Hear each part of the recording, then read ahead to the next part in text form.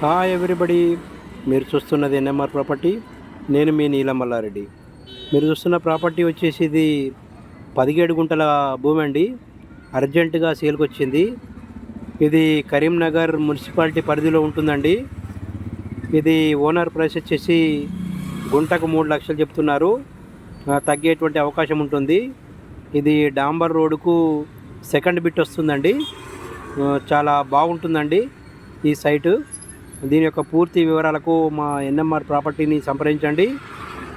అదేవిధంగా కొత్తగా మా ఛానల్ను చూస్తున్నటువంటి వాళ్ళు సబ్స్క్రైబ్ చేయడం మాత్రం మర్చిపోకండి.